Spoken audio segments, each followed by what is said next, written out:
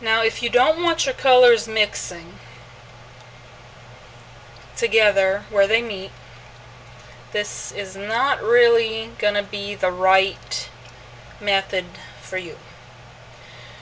But if you want a kettle dye and you still don't want your colors to mix too much, what you could do, you could put in your first color and your second color if you choose, but you could put in your first color and then heat it up, get that set, and then go ahead and add your next color. But you want to be careful with that, because then since the fiber is already hot, the dye will pretty much strike as soon as it hits the fiber, or very quickly anyway, and it won't get down to that bottom layer, and you'll end up with white on that bottom layer. So you're gonna have to do a little more poking if you do that. But you also want to be careful, because your fiber is hot, you don't want to move it around too much, or it's going to spelt. Now I'm having a good bit of white down here. It's a little bit thicker in this section. So this is where the turkey baster is good to have. Get it right in there. And this is why you want to poke around. See all this white? I don't want that.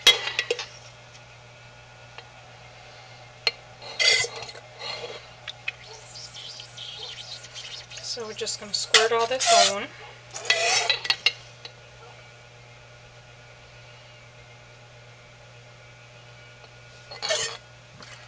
Right where we want it.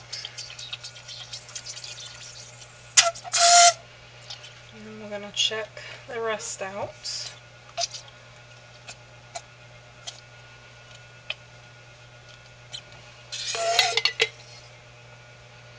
Turkey baster can be kind of slow. Or maybe I'm just very impatient.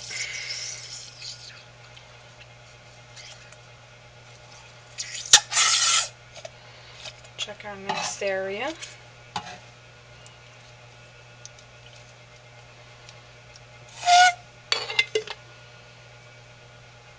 You don't want to do too much poking, or the dye, you see it's doing it right here. This dye was over here. This was the red, and it came and mixed with my orange, and it's also traveling over here to my white. But I'm planning on using black in that area, so I'm not overly concerned about it, because the black will cover it up.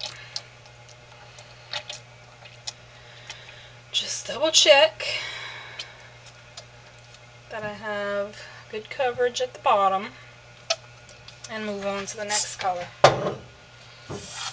Remember, rinse out your turkey baster if you want to. If you don't care too much, like me, just go ahead and do it.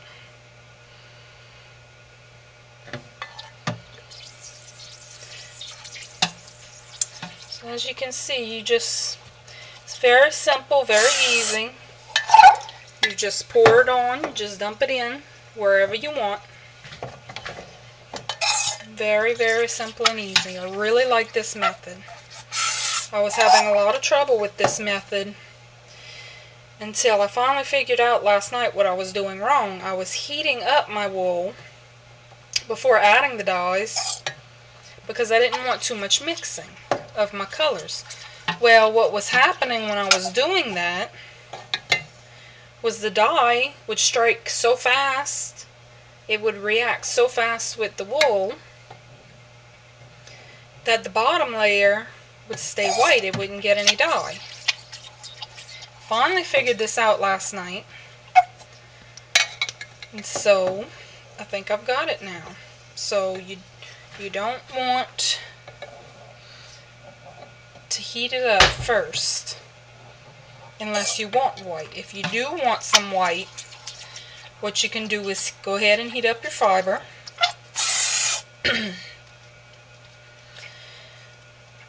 And then once it's up to temperature, you add your dyes.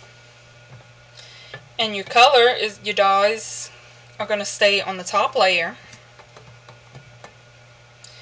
but it's going to strike so fast that it's not going to get down to the bottom layer. Sometimes you want that effect, sometimes you don't. I'm almost done with my yellow.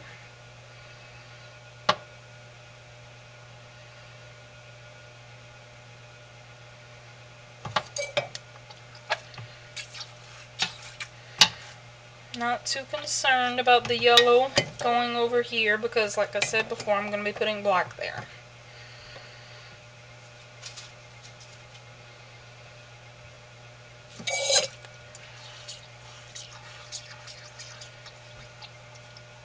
Just trying to make sure I've got good color on the bottom layer.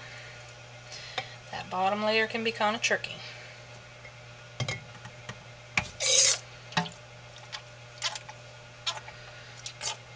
Oops, I kind of splattered there, didn't I? Good thing I'm using black there and not leaving it white or a lighter color.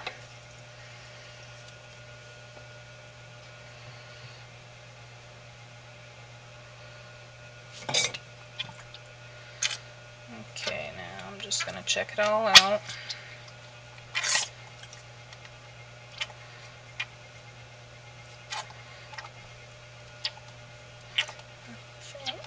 There's some. Another thick area.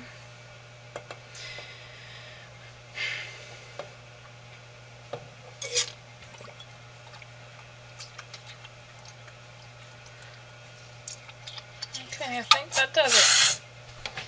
Now our last color, black. Black travels really well. And it doesn't take very much black at all to dye. It's such a dark color. So be careful with your black.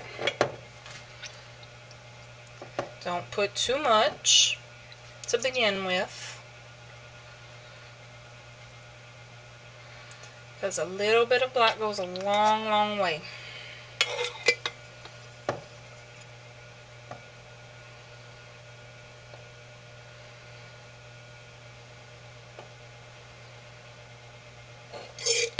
If you find you have some white areas when you're done, after it's all cooled off and washed, you discover some white areas, you can always flip it over and re-dye it. Or if you're worried you're going to get color where you don't want it, if you got to re-dye it, do a little touch up, you can just paint it on.